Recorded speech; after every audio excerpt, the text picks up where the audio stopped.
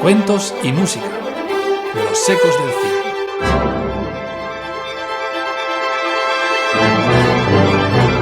Un programa presentado por Beatriz Alonso y Miguel Ángel Pastor.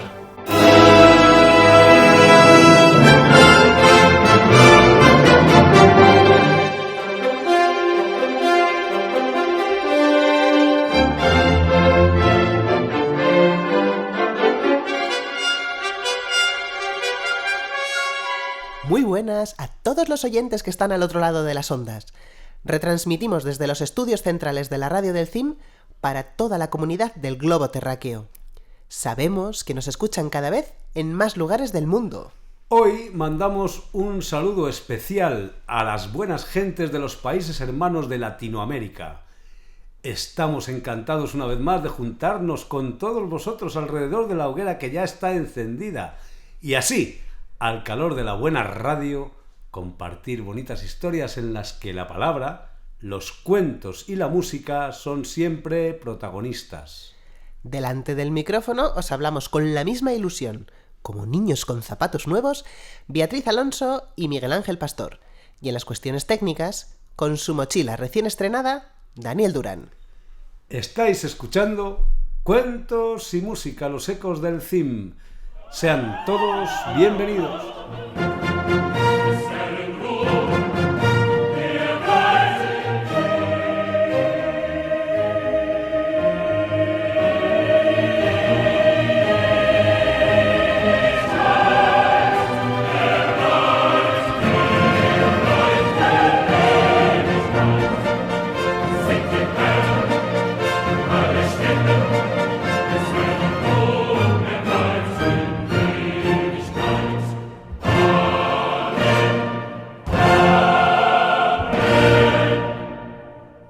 Más adelante os explicaremos el porqué de esta música que acabamos de escuchar, la creación de Joseph Haydn.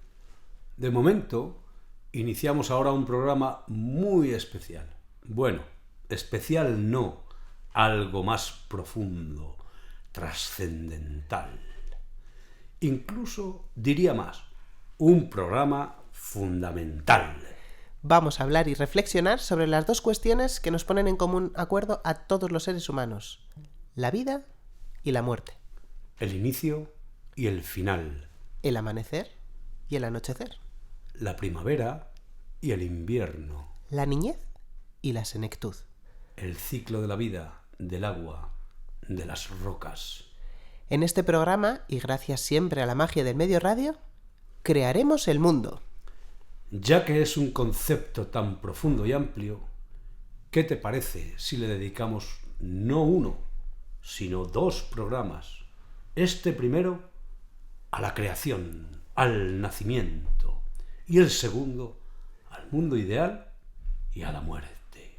O sea, ¿me estás diciendo separar el nacimiento de la muerte y dedicar un programa a cada uno? Eso es, amiga. Pues mira, yo creo que va a ser lo mejor, si no queremos acabar con un programa de 2 horas. Hágase la luz. Vamos con la primera parte. ¿Y cuáles son los contenidos que traemos para este programa tan elevado espiritualmente, doña Beatriz? Pues mira, vamos a empezar con una sección que ya comenzó hace unos programas. Detrás de una gran música siempre hay una gran historia. Lo haremos con Haydn nuevamente, en esta ocasión con su obra magna, La creación. Por eso hemos escuchado antes un fragmento. No se pierdan la maravillosa explicación de la mano de un invitado de lujo. Después seguiremos contando algunas historias curiosas y ancestrales sobre la creación.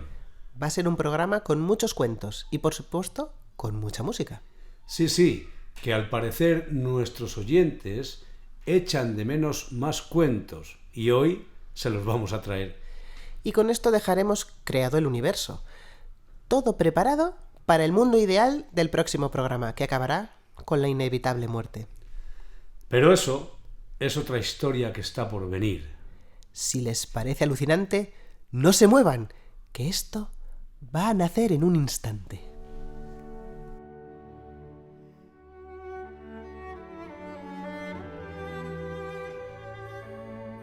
Detrás de una buena música siempre hay una gran historia.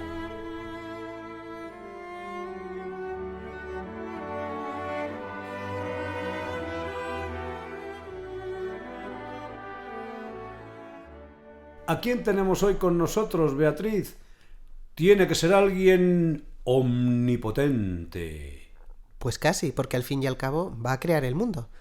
Con sus gestos dibuja la música creada por Haydn, que a su vez recoge la creación divina. Se trata del director de orquesta y musicólogo José María Álvarez Muñoz. Estudió en el Conservatorio Superior de Moscú. Actualmente es director y fundador de la Orquesta Sinfónica Musicus de Madrid y el coro de la Universidad San Pablo CEU de Madrid, entre otros. Bienvenido, José María. Muchísimas gracias, Bea y Daniel, por esta oportunidad de expresarnos a través de esta gran herramienta que habéis creado, y estoy encantado de poder colaborar y de poner mi granito de arena. Pues hola a todos, espero que disfrutéis mucho de este espacio y de este momento tan creativo, valga la redundancia, con la creación. Nos vas a hablar de una obra de Haydn, un oratorio. Cuéntanos en quién se inspira Haydn para componerlo. Haydn se inspira en Händel. En 1791 él hace un viaje a Londres donde se celebraba un aniversario grande sobre la música de Händel, y él acude a ver varios oratorios, entre ellos Israel en Egipto y el Mesías. Queda el hombre tan cautivado y tan conmovido con esta experiencia que al salir del concierto le comenta a sus amigos que él necesita crear algo, hacer algo que tenga ese estilo y que tenga esa llegada, esa potencia de llegada al público. Le impresionó además la recepción que tuvo la obra en el público, porque era una ovación al final. Como sabemos todos, el Mesías, desde que Händel la estrenó, fue una obra en Inglaterra que se representó cada año sin parar, por la popularidad tan rápido que alcanzó, y fue impresionante. Entonces Haydn, así es como llega a asumir este proyecto. De hecho, busca el libreto, eligiendo la obra, encuentra que hay un guionista, Charles Jennings, que había escrito varias cosas para Händel y había dejado en el tintero sin que Händel haya podido escribir la creación. Es decir, existía ya el guión, y Haydn dijo, esta es la mía, y entonces asumió la empresa.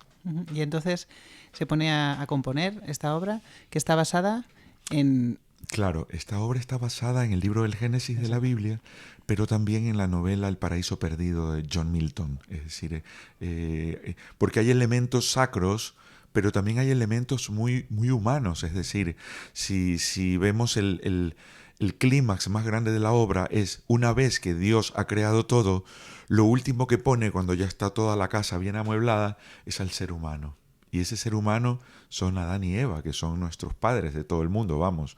Y es hermoso cómo a ese nivel Haydn ya traspasa los límites de lo que es la Biblia, porque nos metemos en un elemento amoroso romántico sin entrar ya en las cosas de la sacralización de lo que es el pecado original de Adán y Eva, que al final son culpables y echados del paraíso. No. La historia de Haydn es maravillosa y él redime a los pecadores, y realmente es un momento de culminación, de clímax máximo, el cortejo entre Adán y Eva. Y entonces esta obra podríamos decir que es una obra programática, ¿no? Eso. Cuéntanos un poquito por qué, bueno, primero qué es una obra programática, para que el público también sepa lo que significa, y por qué esta obra es una obra programática. Programa se refiere a cuando un compositor utiliza otro medio artístico, otra disciplina artística, para completar el sentido de la obra. O es un motivo de inspiración, o la música pasa a ser incidental. Por ejemplo, la Sexta Sinfonía de Beethoven, la Pastoral, está basada en una exposición de cuadros a través de la cual Beethoven va expresando en cada movimiento esa escena pictórica, ese paisaje. Pasa lo mismo con Mussorgsky en cuadros de una exposición.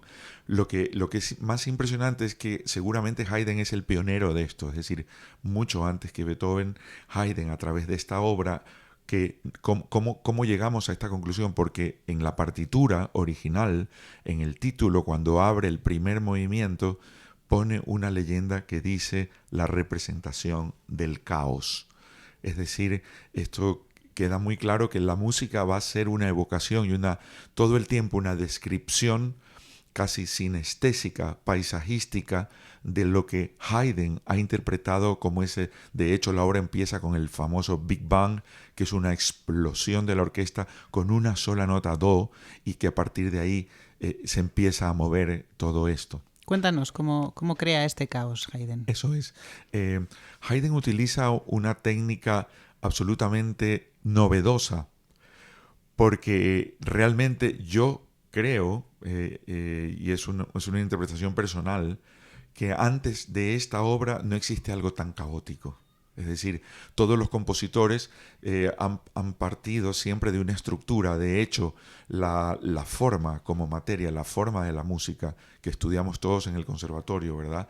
Es el análisis de cómo los compositores han ido estructurando el lenguaje de los sonidos.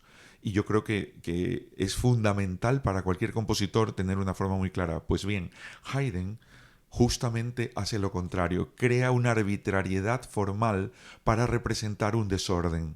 ¿Cómo lo hace? Plantea ese Big Bang con la nota do, a partir de ahí una serie de modulaciones armónicas pasajeras que en ningún momento se asientan. Y también el ritmo es absolutamente arbitrario. Es decir, no hay una fórmula rítmica durante los primeros 20 compases, que además es un lento. Es decir, esto puede durar 2 minutos con ese caos y esa desorganización.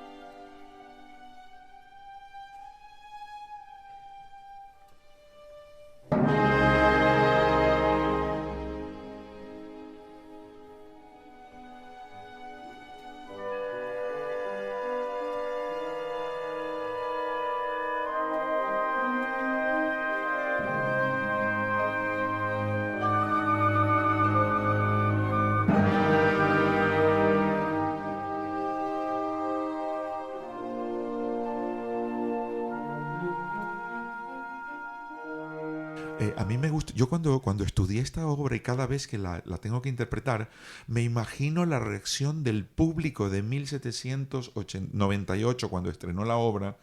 ¿Cuál habrá sido cuando empezó esto? Se habrán mirado, porque era un horror para la cultura musical de un ciudadano de esa época.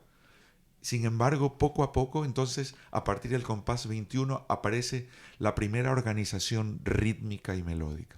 O sea, esa inestabilidad va desapareciendo, ¿no? Sí, exacto. Y poco a poco, pues supongo una vez han explotado todo lo que tenía que explotar, toda la materia, ¿no? Y va tomando su forma, el universo. Y entonces creo que hay un momento en el que hay una tonalidad bastante curiosa, también para la época, que es mi bemol menor, si no recuerdo mal. Así es, así es. Es justamente cuando termina la introducción, esta obertura instrumental, se queda el ángel Rafael, que es un bajo maravilloso, y que describe que al comienzo no había nada, solamente había vacío, oscuridad y tinieblas, ¿verdad?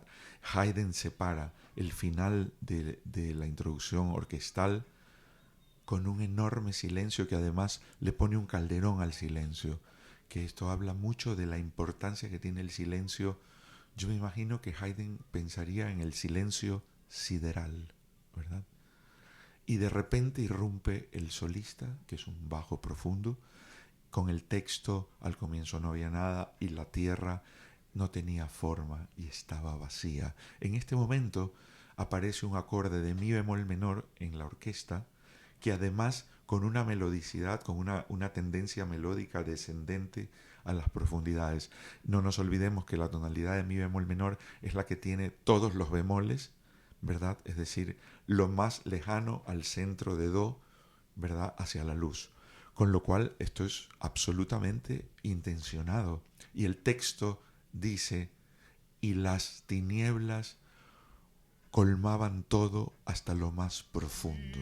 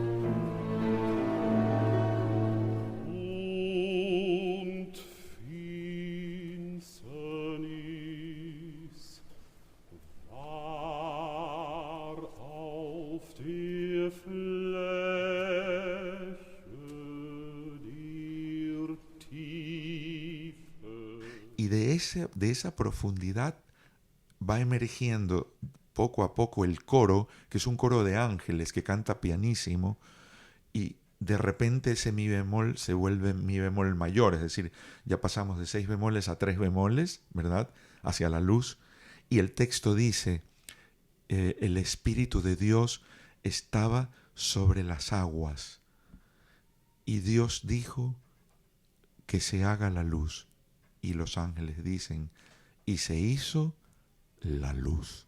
En el momento en que ellos dicen la palabra luz, ocurre por fin, por primera vez, un acorde completo de toda la orquesta, absolutamente explosivo de do mayor, para acompañar la palabra luz. Es como si alguien le hubiese dado al interruptor. Al interruptor, eso es.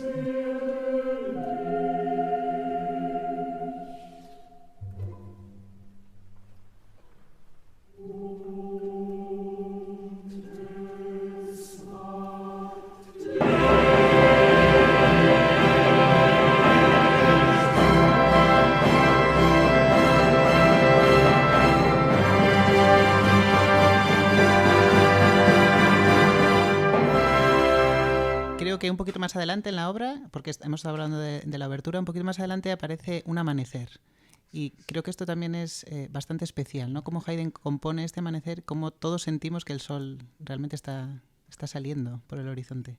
Efectivamente. Es el número 6C, es un recitativo de Uriel, donde seguramente, dice el texto, está narrando lo que habrá sido el primer amanecer en la tierra. Haydn lo describe de una manera magistral. Yo creo que una de las cosas más hermosas y que siempre escuchamos en los conservatorios cuando hablamos de la genialidad de un compositor, me da igual la época, Renacimiento, Barroco, Clasicismo o música contemporánea, la economía de recursos. Cómo un compositor con muy pocos elementos es capaz de manifestar su espíritu creativo. Y esto ocurre en este número. Haydn deja solamente la cuerda, y la cuerda va entrando paulatinamente, primero las violas, los violines segundos, poco a poco el cello, el violín primero, luego el contrabajo, luego los vientos van entrando, las maderas poco a poco. Es decir, él va construyendo, igual que nosotros vemos un amanecer, como esos rayos gamma, ultravioleta, etcétera, todo lo que es el espectro solar, que en eso consiste físicamente el proceso de la luz cuando amanece el día. Pues yo creo que esto Haydn lo estudió muy bien, y él evoca, realmente esto es un ejercicio de sinestesia brutal, porque él con los instrumentos está describiendo un fenómeno luminoso.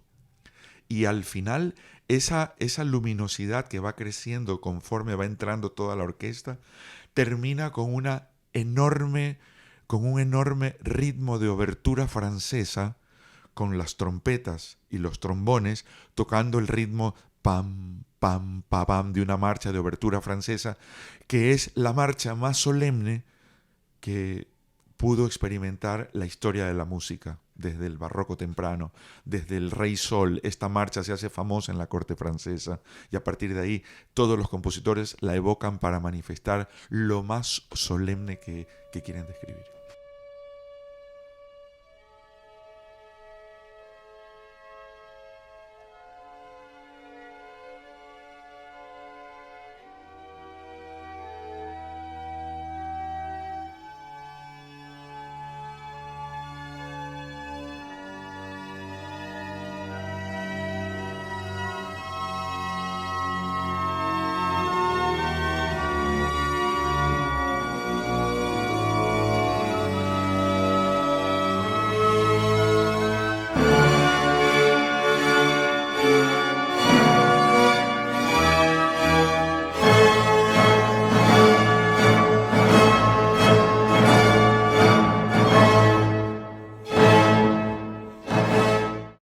Luego hay en este número hay luego, en oposición al Sol, tenemos a la Luna, ¿no? A nuestro satélite. Eso es. ¿Cómo consigue esta oposición Haydn? El tránsito a la Luna. Es interesante que Haydn vuelve a utilizar, igual que en la obertura, el silencio para separar el día de la noche. Deja un compás completo en silencio. A mí me parece maravilloso que se le ocurra a alguien esto. Una vez lo escuchas, el silencio, dices, bueno, suena bien, pero cuando él lo propuso es maravilloso, ¿verdad?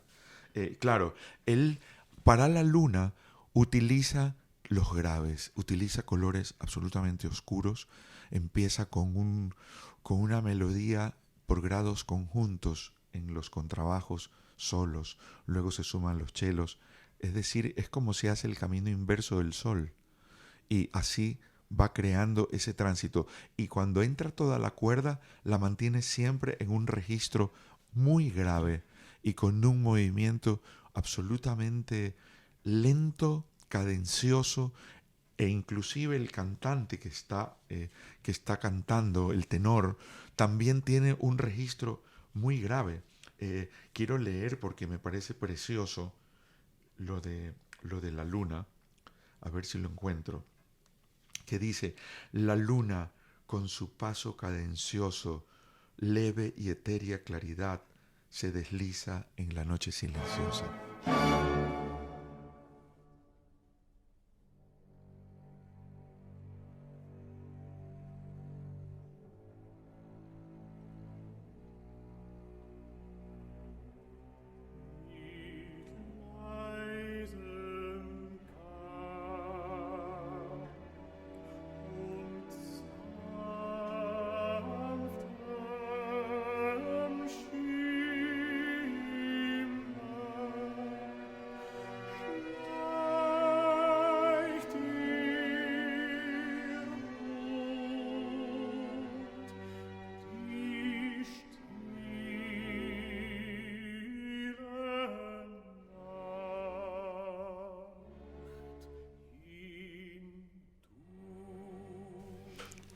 Bueno, ya por último, quería que nos hablaras un poco de ese cortejo de Adán y Eva que has hablado antes al principio. ¿Qué tiene de especial ese número? Es un número, realmente es, yo creo, el clímax, porque poner al ser humano encima de toda la creación creo que es el momento más sorprendente de todo y el que más conmueve al auditorio. La combinación de ritmos binarios que plantea Haydn en el coro de ángeles. Perdón, me he adelantado. Antes de esto yo quisiera decir que es un ejemplo maravilloso en toda la historia de la música de una teatralidad sonora sin escenografía. Es decir, Haydn consigue plantear varios planos sonoros, pero al mismo tiempo representativos de unos personajes muy claros. En primer lugar, la orquesta de cuerdas, ¿verdad?, que está tocando en tresillos, de alguna manera ternaria, ¿verdad?, y que mantienen una base a través de arpegios absolutamente estable y regular. Sobre eso hay un oboe que representa la bendición de Dios hacia los novios y que siempre comenta el texto cantado por la soprano, por el dúo de Adán y Eva. Cada vez que los novios terminan una frase, el oboe, comenta en dos compases aquella narración. Y esto lo sabemos por la reiteración, ocurre siempre. Ellos cantan una frase, el oboe comenta dos compases, y así perfectamente organizado. Entonces es claro que hay un diálogo entre el oboe y ellos, y el oboe es el aire, es el espíritu, las cuerdas son la tierra.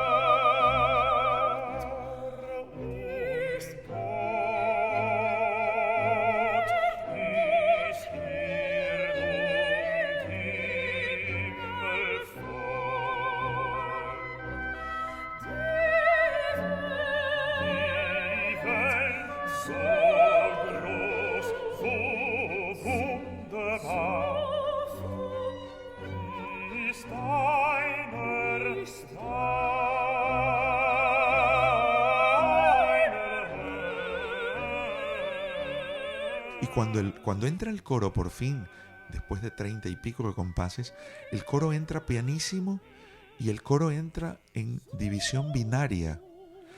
Ocurre un choque maravillosamente organizado, pero muy tenso, entre el movimiento ternario de la orquesta, el coro en binario, los solistas en binario. Pero el coro canta pianísimo y siempre sobre los solistas, con lo cual se genera un ambiente multidimensional sonoro que es maravilloso. Esto, si fuese una banda sonora, ganaría un Oscar seguro. Entonces, ahora sí digo, la combinación de ritmos binarios del coro de ángeles y ternarios de la orquesta representa la organización del plan divino frente al libre albedrío de los hombres. La aparición del oboe como representante del elemento aéreo representa la presencia del espíritu del creador que comenta y bendice a la pareja.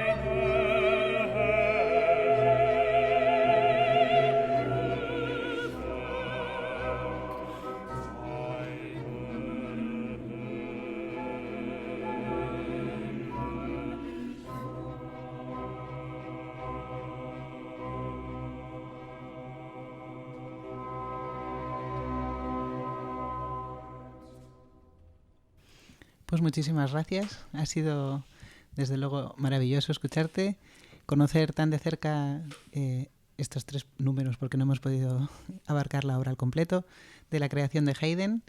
Y nada, solo nos queda agradecerte que te hayas pasado por nuestros estudios y poder tenerte con nosotros. Muchísimas gracias, Beatriz, Daniel. Me ha encantado estar aquí y poder compartir con vosotros algunas reflexiones sobre esta monumental maravilla que tenemos, que es la creación. Y muchos éxitos en el futuro, y os animo porque la labor que hacéis es muy grande y seguro que tiene un recorrido enorme. Muchas gracias. Buenos días, un abrazo grande. ¿Cuántas cosas hemos aprendido con este musicólogo y director de orquesta y coro? Yo me he quedado con la boca abierta. Sin duda, sin duda. Le tenemos que invitar en más ocasiones a participar en el programa. Así es, lo haremos, lo vamos a hacer seguro. Lo que veo es que este Haydn era un genio. Qué capacidad de transmitir ideas y conceptos con la música. Y tanto. Era un gran compositor y músico, muy apreciado también en su época. Y si viviera hoy en día, diríamos que compuso una banda sonora para un peliculón. Y una gran banda sonora, además. Bueno, tras esta representación del nacimiento del universo, cambiemos a otro arte, el de la palabra. Queremos compartir con vosotros algunos fragmentos que se refieren a la creación del mundo en las distintas culturas. Son textos de distintos autores que nos muestran su manera de entender el mundo y cómo surge. Seguro que os van a sorprender. El primero que traemos pertenece al libro Las barbas del profeta de Eduardo Mendoza.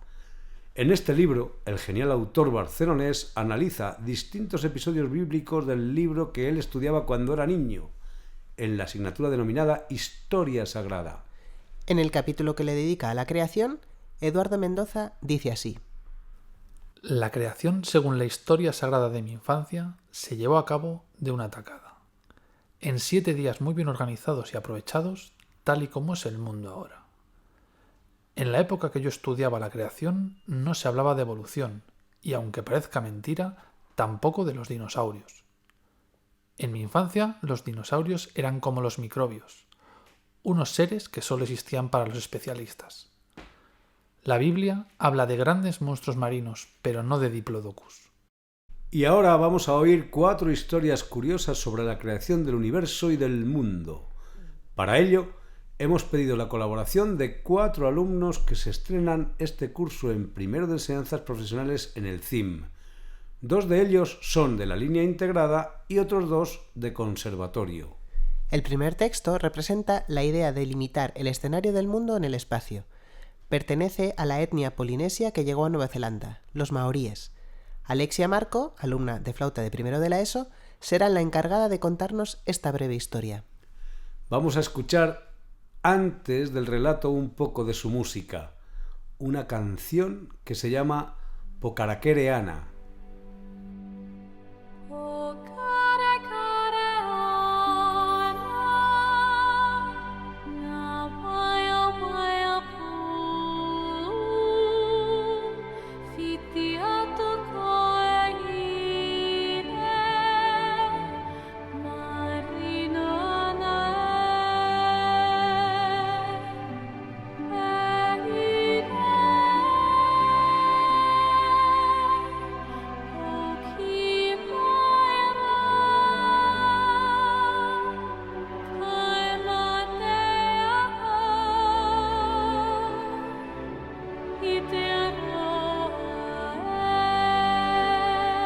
De la concepción, el incremento.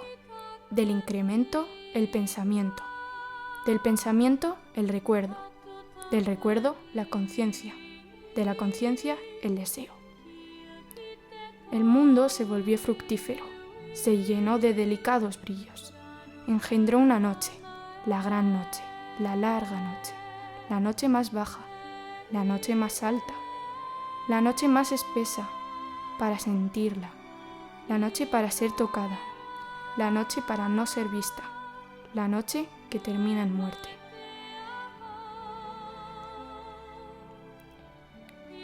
De la nada la concepción, de la nada el incremento, de la nada la abundancia, la capacidad de aumentar el aliento vivo. Residió en el espacio vacío y produjo la atmósfera que está sobre nosotros. La atmósfera que flota por encima de la tierra, el gran firmamento sobre nosotros, residió en el primer albor, y la luna surgió. La atmósfera por encima de nosotros residió en el firmamento resplandeciente, y entonces siguió el sol. La luna y el sol fueron lanzados arriba, como los principales ojos del cielo. Entonces los cielos se alumbraron. El temprano amanecer, el temprano día, el mediodía, el relámpago de día que cruza el cielo, y el cielo arriba estaba con Hawaiki, y produjo la tierra.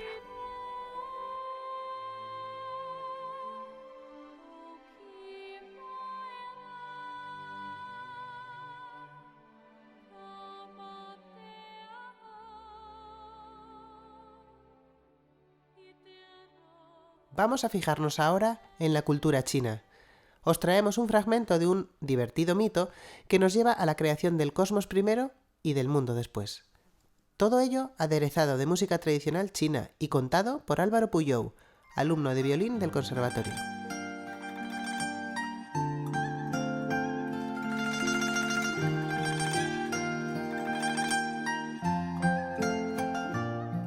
Antes de que el cielo y la tierra se separaran uno del otro, todo era una gran bola de neblina, llamada caos.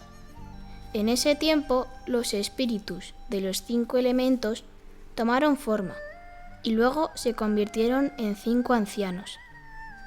El primero fue llamado Anciano Amarillo y era el amo de la tierra. El segundo fue llamado Anciano Rojo y era el amo del fuego. El tercero fue llamado Anciano Oscuro y era el amo del agua. El cuarto fue llamado el Príncipe Madera y era el amo de la madera.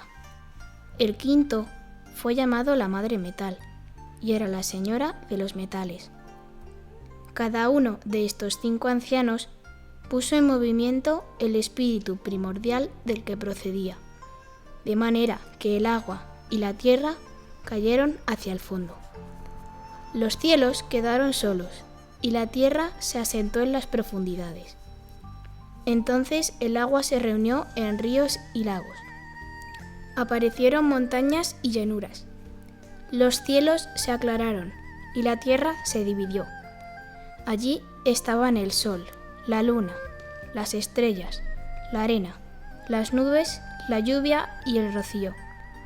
El anciano amarillo puso en movimiento la fuerza más pura de la tierra, y a la suya se añadieron las operaciones del fuego y del agua.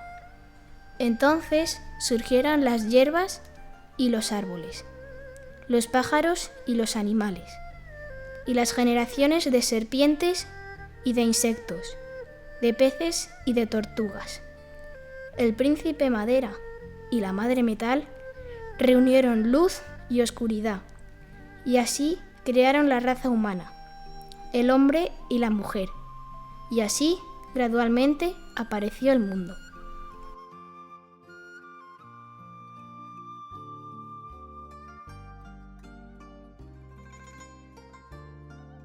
Antes de adentrarnos en el siguiente relato, que viene de la tribu de los Blackfeet de Montana, vamos a escuchar Ok At, una preciosa canción de cuna de esta tribu. Celia Egea, alumna de trompa del conservatorio, será quien dé voz a esta historia.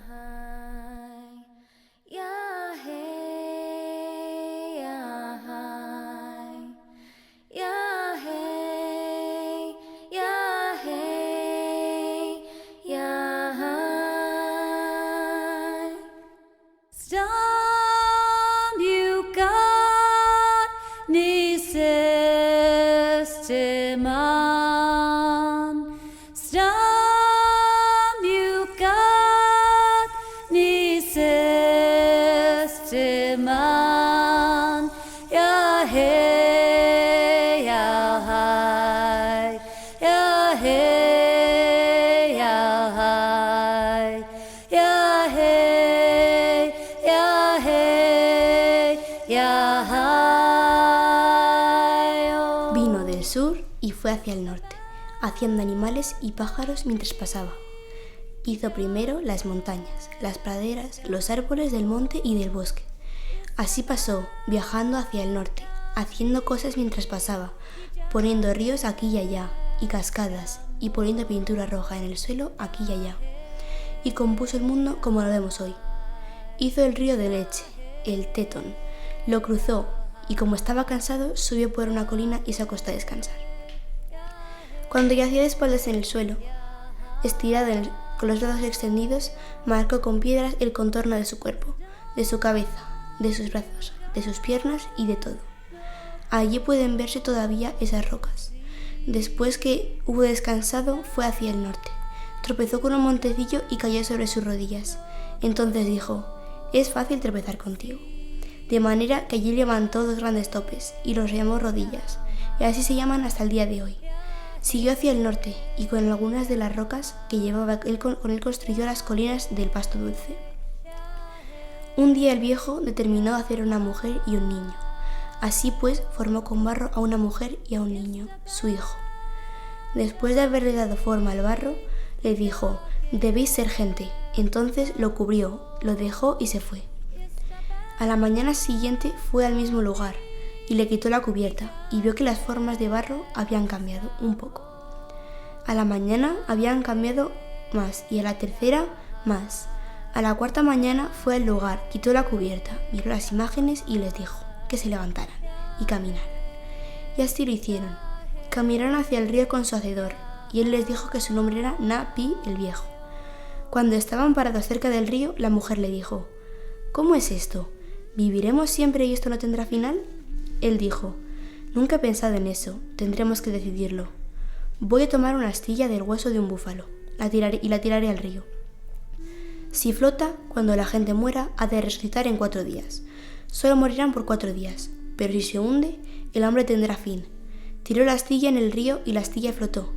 La mujer se volvió, levantó la piedra y dijo: «No, voy a tirar esta piedra en el río. Si flota, viviremos siempre. Si se hunde, la gente deberá morir y siempre han de sentir compasión los unos por los otros».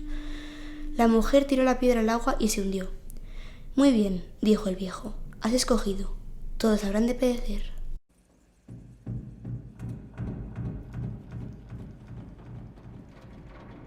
Acabaremos esta serie de leyendas con una historia hindú que nos explica cómo el padre de todo está representado dividiéndose primero en masculino y femenino y luego procreando a todas las criaturas de acuerdo con su clase.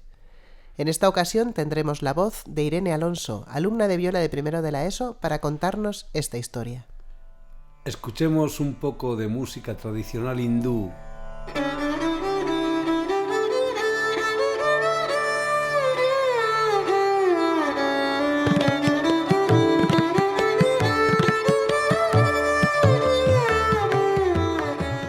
En el principio, este universo era solo el yo en forma humana. Miró a su alrededor y no vio a nadie fuera de sí mismo. Entonces, al principio, gritó: «Yo soy él». De allí vino el pronombre yo. Por eso hasta ahora, cuando se habla a una persona, ella contesta: «Soy yo», y luego anuncia el otro nombre que tiene. Tuvo miedo. Por eso la gente tiene miedo de estar sola. Pensó: «¿Pero de qué tengo miedo? No hay nada más que yo mismo». Y por lo tanto, su miedo desapareció. Se sintió infeliz. Por eso, la gente no se siente feliz cuando está sola. Quiso un compañero. Se agrandó hasta ser del tamaño de un hombre y de una mujer abrazándose. Dividió su cuerpo, que era él mismo, en dos partes. De allí salieron un esposo y una esposa. Por eso, este cuerpo humano, antes de tener esposa, es como una de las mitades de un guisante partido. Se unió con ella, y de allí nacieron los hombres. Ella pensó: ¿cómo puede él unirse conmigo después de haberme sacado de su mismo cuerpo? Bien, entonces me esconderé. Ella se convirtió en vaca, pero él se convirtió en toro y se unió con ella. De allí nació el ganado. Ella se convirtió en yegua, él en garañón. Ella se convirtió en burra y él se unió a ella convertido en asno. Y de allí nacieron los animales de casco. Ella se convirtió en cabra, él en macho cabrío. Ella se convirtió en oveja, él en carnero, y se unió con ella. De allí nacieron las cabras y los carneros. Y así crearon todo lo que existe en parejas, hasta las hormigas. Entonces él supo: es verdad que soy la creación, porque he generado el mundo entero. Por lo tanto, fue llamado creación. Muchas gracias a Alexia, Álvaro, Celia e Irene por habernos traído estas historias tan interesantes y que nos han aportado diferentes visiones del Génesis. Pero esto es solo el principio. Para ir abriendo boca de lo que será el próximo programa, vamos a escuchar un último cuento, pero ya no sobre la creación, sino sobre los habitantes de ese mundo que hemos creado. Y para narrarlo tenemos con nosotros a Emilio Ozáez, padre de una alumna del CIM. Es también esposo de nuestra querida compañera Constanza Rincón y conocido por todos, ya que fue el curso pasado jefe de estudios de secundaria en nuestro centro, dejándonos un gran recuerdo por el trabajo realizado en tan breve periodo de tiempo. Teníamos ya prevista su colaboración en el podcast y hoy es el día que le abrimos los micrófonos de nuestro programa para que nos lea este precioso cuento. Querido Emilio, adelante. Un hombre del pueblo de Neguá pudo subir al alto cielo. A la vuelta contó. Dijo que había contemplado desde allá arriba la vida humana. Y dijo que somos un mar de fueguitos. «El mundo es eso», reveló. «Un montón de gente, un mar de fueguitos». Cada persona brilla con luz propia entre todas las demás. No hay dos fuegos iguales. Hay fuegos grandes y fuegos chicos, y fuegos de todos los colores. Hay gente de fuego sereno que ni se entera del viento, y gente de fuego loco que llena el aire de chispas. Algunos fuegos bobos, no alumbran ni queman, pero otros arden la vida con tantas ganas que no se puede mirarlo sin parpadear. Y quien se acerca, se enciende. Somos fuego, compañera. Y aire, agua y tierra. En el próximo programa continuaremos desde aquí, dando forma a todo. Seguiremos en los micrófonos Beatriz Alonso, hoy Artemisa, la diosa de los animales salvajes, el terreno virgen y los nacimientos. Miguel Ángel Pastor, hoy Dioniso, dios de la fertilidad y del vino. Y por supuesto, en la técnica, nuestro Adonis, que no es otro que Daniel Durán, dios de la renovación anual de la vegetación y de la muerte. Y después de haber creado el universo y ardiendo en deseos de ver en qué mundo ideal lo transformaremos en la continuación de este programa, he pensado, querida Beatriz, que debíamos dejar a alguien que cuide de este paraíso recién creado y que tan bonito nos ha quedado. Y siguiendo con el pareado, ¿en quién has pensado? Pues en la figura del pastor, cuyo significado literal es guardián. Muy bien elegido. En la cultura occidental desde la antigüedad, el pastor ha sido considerado una figura de humildad y sencillez, pero también de protección y guía. Quiero dedicarle aquí a esta figura simbólica, con permiso de nuestra voz poética de Cristina, unos versos del poeta asturiano Ángel González. Pastor de vientos, desde los infinitos horizontes acuden los rebaños a tus manos. Seguro el porvenir, miras el ancho paisaje de colinas, esperando la brisa que te traiga aquel aroma dócil a tomillo, o el hondo olor a bosque del invierno. La lluvia viene luego, infatigable, y se acuesta a tus pies formando charcos que emigran hacia el cielo en el verano. Y por el aire bajan pájaros y perfumes, hojas secas, mil cosas que tú dejas o guardas con mirada profunda. Cada día trae una sorpresa. Y tú cantas, pastor, cantas o silbas a las altas estrellas también tuyas. Beatriz, hasta siempre. Hasta siempre, Miguel Ángel. Oye, papá, ¿ya somos influencers?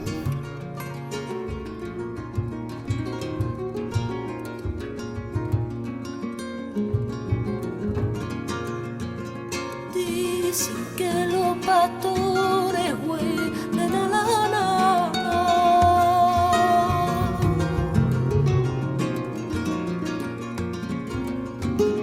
Dicen que los pastores huelen a lana. Pastorcillo el mío huele a retama aquí. Date niño de los barcones.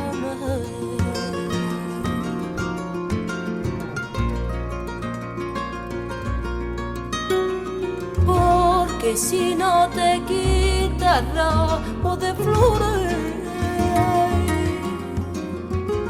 llamaré a la justicia que te aprisione con las cadenas de mi amor.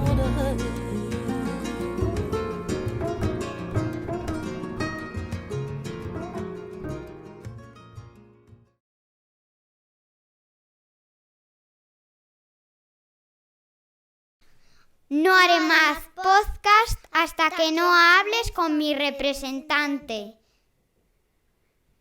¿Bien?